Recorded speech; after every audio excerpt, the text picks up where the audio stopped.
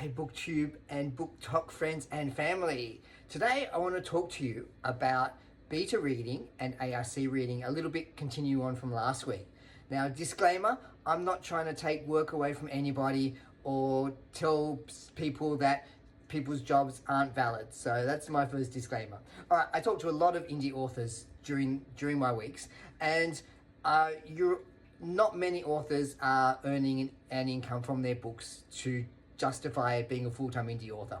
What a lot of you are doing is paying for tools and things that you need for whatever reasons, including AR tools, writing tools, whatever it is that you're using. One thing I found that some indie authors are paying for is for people to be beta readers or ARC readers. And that's fine, but are you paying for something that you could get for free from people who are equally as qualified? So, not blowing my own trumpet here, but before I started this channel, I had 150 reviews on Amazon and Goodreads. So I've been reading and reviewing books for a very long time. On my channel now, I've got almost 300 book reviews. So I read books. I read books in lots of different genres, and I'm currently a beta reader for 2 authors. I'm not charging them for it. I'm doing it free of charge. And they're trusting my opinion as an avid reader, as a mainstream, general, everyday, curl up by the pool reader, what I think about their books. Some take my advice, some question my advice, some have changed the ending of their book based on something that I've said.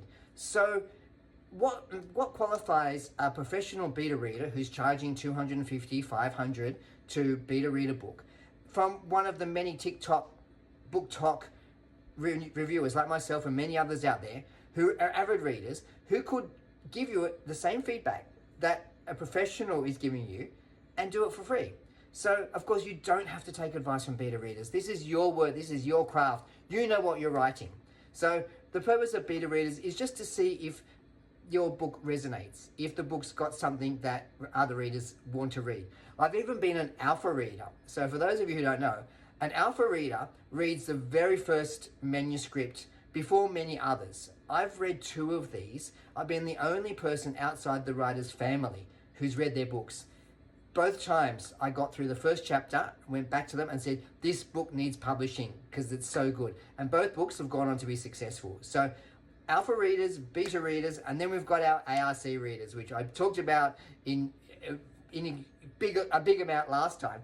With our ARC readers, I've started to see some ARC readers charging to be an ARC reader, and that's not cool because there are so many of us out there who are willing to read your books for free and reviewing them for free. The ones that are correctly reviewing are not ARC pirates, which we discussed last week. So what do you do? Authors, I'd love to hear from you. Do you have a hand-picked selection of beta readers that you trust and you rely on to help you with your books? Do you pay professional beta readers, and are you getting value for money? If you are, that's great. I'd love to know that, and I'd love to promote that. So, and what about ARC readers? Are you getting quality ARC readers? I've noticed a little bit of a change, and I'm going to bring this up next week, is that I've actually had some authors tell me to be an ARC reader, but buy their book first, and then read it and review it. And that's a bit odd. So we'll get onto that next week. But in the comments below, let me know.